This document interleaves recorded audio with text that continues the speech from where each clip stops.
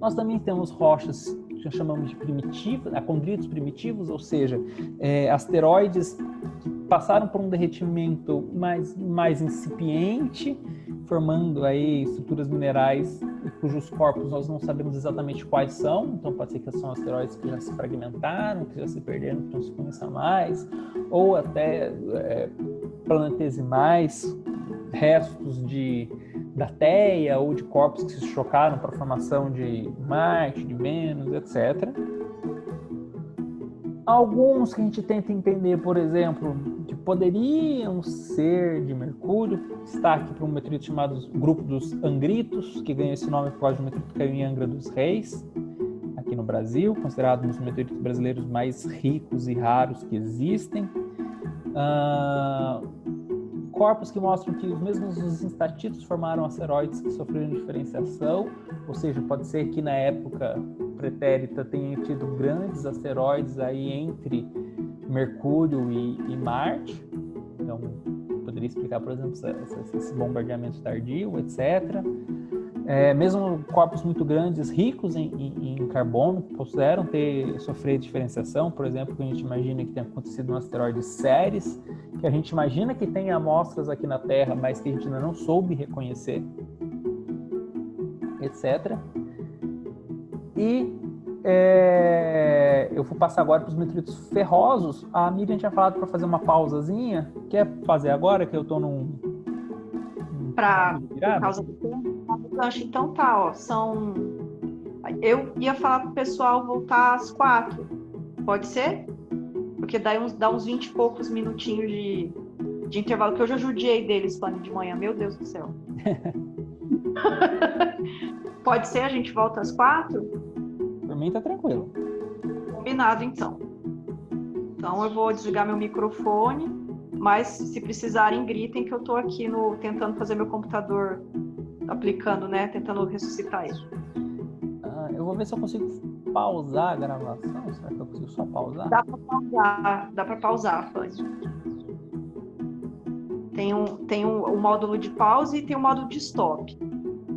Você escolher o pause, na hora que você quiser, dá pra gravar de novo. Tá, eu só preciso achar, porque agora como tá tudo em janela separada, eu não sei qual é a janela original. Geralmente, naquela opção mais, aí tem o record, e aí tem o pause e tem o stop. Achei. Pausa. Tá, pausar. Voltar a gravar. Então, vamos lá? Tentar dar uma acelerada, mas a parte de meteoritos está acabando. Beleza, Fanny. Então, só para relembrar, temos os meteoritos diferenciados, os corpos que passaram pelo derretimento causado pelo grande tamanho, decaimento radioativo, liberação de calor, separação do núcleo rico em ferro e superfície rica em rocha. Enquanto a superfície rica em rocha, nós temos amostras de corpos muito grandes, incluindo a Marte, Lua, etc. Para você ter os meteoritos ferrosos, você precisa ter um corpo que passou por esse processo, mas que se fragmentou, se quebrou novamente para a gente ter acesso a esse núcleo rico em ferro. Existem diversas formas de classificar os meteoritos ferrosos. Geralmente, para a parte mais prática, a gente se foca na classificação estrutural, que é os meteoritos... Os meteoritos chamados hexaedritos, octaedritos e ataxitos, e é uma classificação estrutural, mas que reflete uma classificação química do níquel.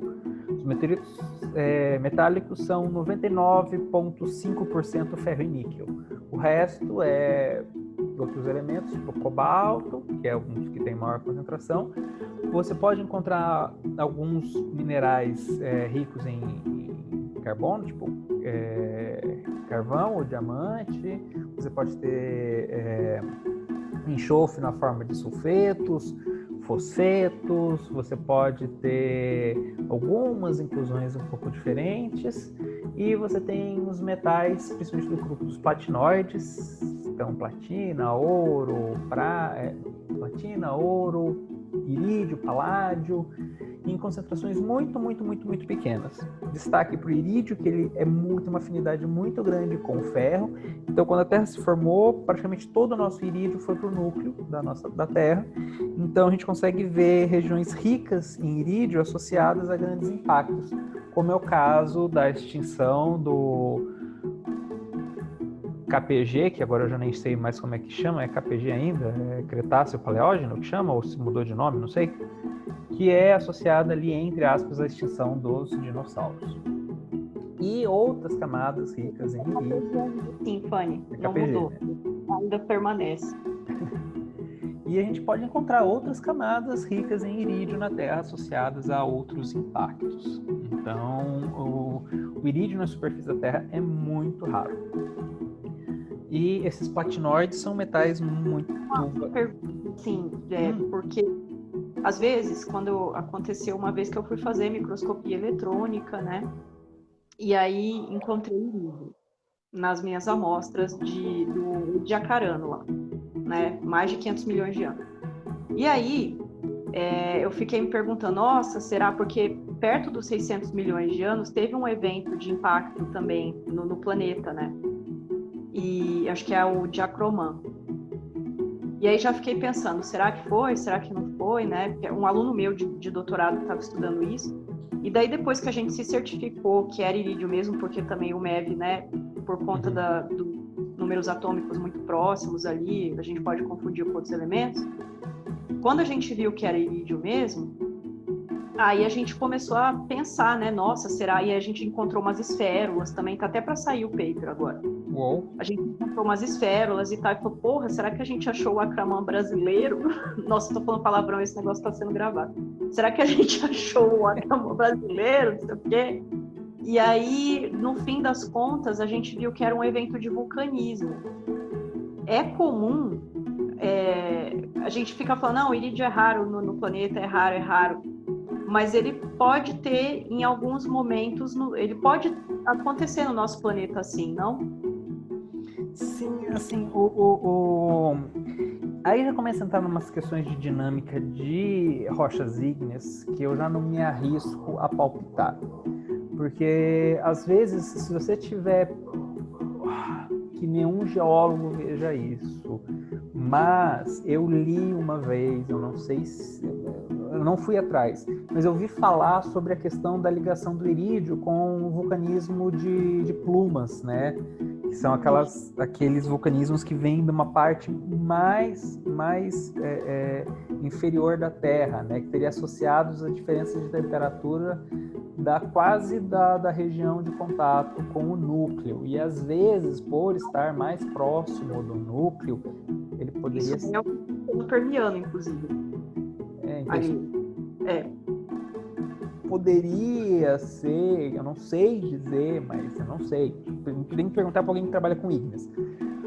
Mas talvez, se for um evento de vulcanismo associado a esse tipo de plumas de maior profundidade, talvez isso, mais próximo do núcleo, você tenha uma concentração de irídio maior. Mas aí entra nas partes de química mineralógica, de dinamismo de vulcanismo, etc., que eu não me arrisco a palpitar.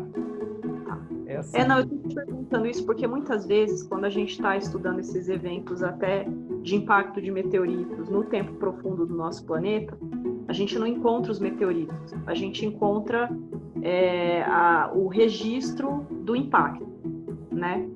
E às vezes a gente tem os sinais geoquímicos associados a essa parte das esférulas, né, tal.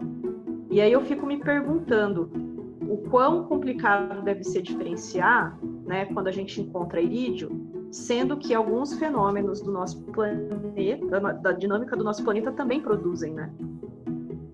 Pois é. Então, assim... O geológico, os impactos fica difícil, né? A dinâmica da Terra, a gente tenta simplificar, mas tem muitos processos muito complexos. Eu sei que, por exemplo, um dos platinoides, não estou tentando lembrar qual deles, mas eu acho que é o rutênio. alguma coisa assim. Eu sei que tem vulcões na península de Kamchatka, ali, na parte mais norte do contato do Pacífico com a placa euroasiática ali, onde você tem no vulcanismo deposição de sulfetos de platinoides, que eu acho que é o sulfeto de rutênio. Eu estou tentando procurar aqui, mas eu não estou achando. Então você tem associado ao vulcanismo esses platinoides. Então existem dinâmicas da Terra que eu não me arrisco a tentar explicar, que podem semear esse tipo de elementos na superfície da Terra. Inclusive, por exemplo, a gente fala dos meteoritos. Os meteoritos são o único ferro metálico não humano que a gente encontra na superfície da Terra. Mas, novamente, na Rússia, você vai ter regiões aí onde você tem reações locais, onde você tem a redução do ferro em rochas, e você tem rochas com ferro metálico, naturalmente, na Terra. Então, assim, para tudo que você falar na Terra, sempre pode existir uma exceção. A Terra é muito dinâmica e a Terra tem muitos processos. Enquanto que os meteoritos trazem aí conhecidos uns 400, 500 minerais, e assim, considerando os meteoritos diferenciados, ou seja, de outros corpos também, na Terra em si a gente já conhece mais de 5.500, 5.600 minerais, devido a toda a complexidade da nossa química, né? E provavelmente tem muitos mais. Então, não me arrisco a ser categórico em nada. Mas esse tipo de deposição rica em irídio é um sinal muito bom. Óbvio que não é o único sinal, mas ele é um sinal muito bom. E além Pelo menos prestar atenção, né? E ir atrás. Exatamente. A Paula não tem, né, aqueles materiais lá da pedreira Poti com a camada do KPG, né? Do KPG. Eu era louco para fazer alguma coisa já com aquele tipo de material. Eu já tive tanta ideia, mas depois é tudo tão idiota. Eu tenho que terminar um doutorado, sabe? Ainda tem. Em algum momento, né? Em algum momento. Ai. Tá bom, obrigada. Imagina. Enfim, e os meteoritos ferrosos, então, são núcleos desses antigos asteroides. E como a gente não tem acesso ao nosso núcleo, é muito interessante a gente estudar esse tipo de material. Além do fato da gente ter uma coisa muito interessante, você ter o ferro metálico na Terra, uma coisa que não é muito comum. Então, como que isso também interage com a vida em si, né? Como eu falei, a parte estrutural reflete muito essa questão do níquel. Então, o mínimo que você vai ter no meteorito em relação a níquel é de 4 a 5%. O resto é ferro e aqueles tetequinhos de outros elementos. Mas você vai ter de 4 a 7% de níquel. Você forma um mineral chamado taenita, que ele é muito macio, muito frágil. Então, na hora que ele arrebenta lá no espaço, ele fica com várias marquinhas chamadas linhas de Newman, que reflete aí a quebra dos cristais falei taenita, mas é a camacita. A camacita é muito macia e fica com essas marquinhas da quebra dos cristais, refletindo o impacto quando ele quebrou do corpo parental.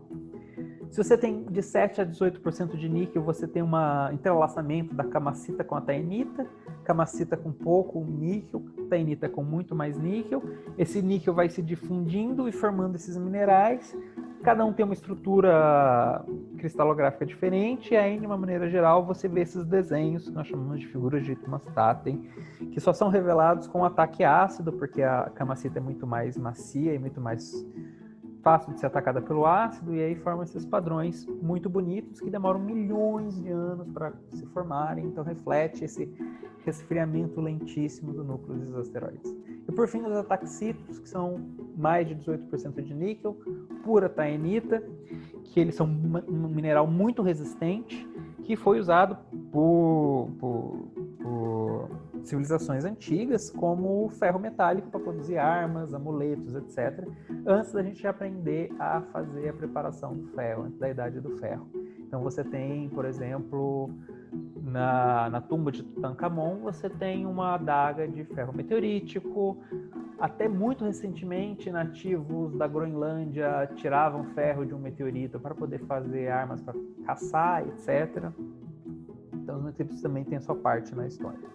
E por fim, os ferros rochosos, que é o último tipo que eu vou estar comentando, representado principalmente pelo grupo dos palazitos, que seria aquele contato entre o núcleo metálico, que é essa parte cinza clara, e os minerais mais densos, principalmente a olivina, formando grandes cristais na parte mais profunda do manto, né?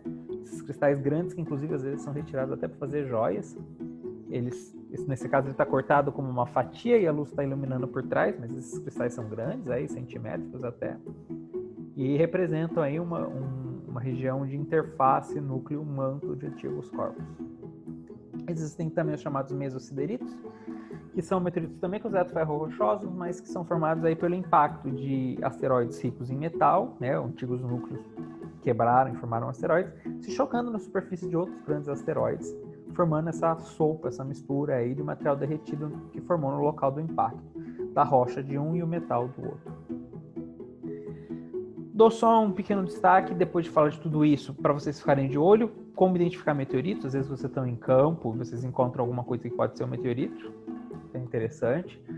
Os recém-caídos vão ter a chamada crosta de fusão, que é aquela capinha preta que eu mostrei em alguns meteoritos, né? Depois vocês podem ver nas fotos anteriores. Uma capinha bem fina, que é o que sobra do derretimento. Regmaclípticos, que são desenhos, são chamadas de figuras de dedão, parece que você pegou uma massa de modelar e apertou com o dedão, que são pequenas regiões o vento durante a passagem na atmosfera forma formatos levemente aerodinâmicos, então às vezes ele se concentra num local e derrete preferencialmente ou não. Os côndulos e flocos de metal, que eu falei dos condritos, o metal principalmente nos meteoritos metálicos, presença de níquel, que dá para fazer uma análise química muito rápida, que a gente chama de teste de dimetilglioxina, para identificar a presença de níquel, que geralmente é muito pequena nos nossos aços. Geralmente eles grudam em ímãs por causa desse metal, excetuando os acondritos, que são os mais raros de cair e também mais raros de se encontrar, mesmo depois de milhares de anos, porque é muito difícil de reconhecer e diferenciar eles de rochas terrestres. E eles vão perdendo. Por ano a gente está tendo em média de 10 a 12 quebras de meteorito, mas milhares de meteoritos são recuperados todo ano, principalmente em desertos secos e frios, como o deserto seco do Saara, o deserto frio do Atacama, onde uma rocha escura provavelmente é um meteorito, porque o resto é areia ou gelo. Então, esses meteoritos ficam aí por milhares, às vezes milhões de anos, e dá para ser identificado. E mesmo em solos úmidos, onde o intemperismo é muito rápido, eles ainda são reconhecidos. Principalmente os metálicos, porque eles têm um peso muito grande, mas os condritos e acondritos podem ser identificados, apesar de que eles vão perdendo com o tempo. A crosta de fusão vai sumindo, o ferro vai oxidando, etc. Eu deixo aqui um esqueminha que a professora Maria Elizabeth Zuccoloto deu de como fazer a identificação de meteoritos através dessas características que eu fui citando. Os impactos também são parte importante do estudo, porque, como a Miriam falou, você tem efeitos na sobrevivência, na vida de maneira geral. Os impactos mais antigos podem ter trazido mais carbono para a superfície da Terra, mais água, moléculas orgânicas complexas. Só que a Terra é muito dinâmica e a gente vai perdendo essas marcas, esses impactos. Hoje são conhecidos mais de 190 no mundo, pelo menos 7 ou 8 no Brasil. Algumas são reconhecidas por algumas pessoas e outras não. A principal, que eu acho que vale a pena destacar no Brasil, é a cratera de Colônia, que fica dentro do município de São Paulo, na Zona Sul. A mais famosa é a de Behringer, que fica no Arizona, porque ela é muito bem preservada, porque ela é muito recente, mas a gente tem crateras até de algumas centenas de metros, até maior, com mais de 300 quilômetros. Algumas brasileiras, que eu falei, no Nordeste, tem a de Riachão, dá para ver a estrutura circular dela ainda. A cratera de Araguaína, não, essa daqui é... cratera de... fugiu o nome, Serra da Cangalha, que fica no Tocantins, Santa Marta, no Pernambuco. Esses impactos geralmente têm alterações locais, como derretimento de areia, que forma o que nós chamamos de tectitos, formação de rochas que misturam pedaços de outras rochas quebradas, trituradas e material às vezes derretido, às vezes triturado, formando o que chamamos de brechas de impacto, que são interessantes. Por exemplo, para a astrobiologia existem estudos de formação e deposição de argilas e filosilicatos em trincas de brechas de impacto formadas numa cratera no Paraná, se não me engano, que é uma cratera basáltica, então o impacto foi no basalto, houve a formação das brechas de impacto, houve surgimento de alteração hidrotermal, a água vindo dos lençóis freáticos de uma maneira muito quente, alterando essas rochas, formando filosilicatos, que poderiam, como disse a Miriam, aí estar propiciando a origem da vida no passado ou formação de moléculas orgânicas agora que a vida, apesar da vida já existir. Além disso, também tem outras estruturas bonitas, como os chamados cones de estraçamento.